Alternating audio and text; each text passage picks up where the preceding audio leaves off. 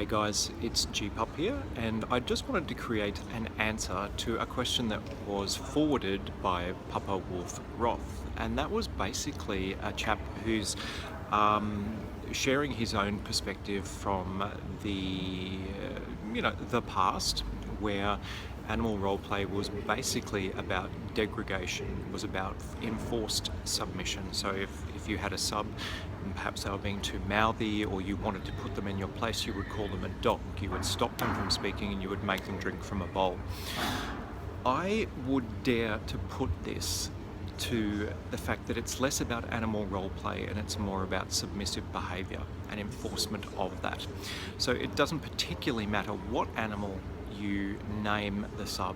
The point of the matter is that it's somebody who's considered on a lower hierarchy. So you could call somebody a slug, you could call somebody a worm, you could call somebody a dog, but you notice they don't call them a puppy, because puppies are loved and cherished, but rather a dog.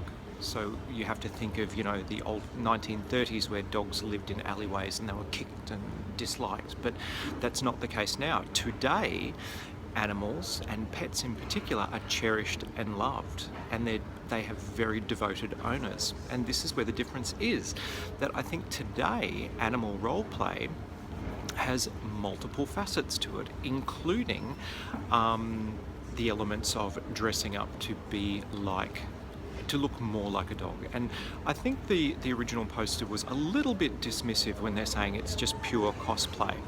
Sure, there are going to be people who just like the gear, and that's cool. However, I put it to you that some people will come, enjoy the gear and stay, and then they want to learn more. Because for me, the process of me getting to where I am today has been one of learning and discovery. I've learned so much about myself. I've learned about the way that I interact within the greater kink family. I've learned that I can be dominant. I've learned that I can be submissive. I've learned that I can also take on the role of a master. So to purely write what is clearly a big deal for many people as pure cosplay, I think is a little bit rude. So my general take on the question is it pure cosplay? No, it's not. There's a lot of people who are able to get into the headspace, and it doesn't involve gear at all.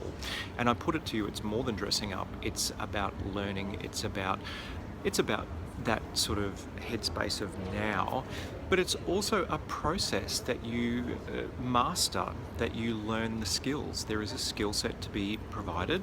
My pack has one set of skill sets that we share with other people. It's not for everybody, but it's worked for me. So to answer the original question, I don't believe that the pup of days of old was actually animal role play. I actually think it was submissive play. It was a form of dominance, and it could have been any lower hierarchy animal: slug, worm, dog. But as I said, not puppy, because puppies are loved and cherished, and a lot of people will come into this animal roleplay because of that love and because of that affection.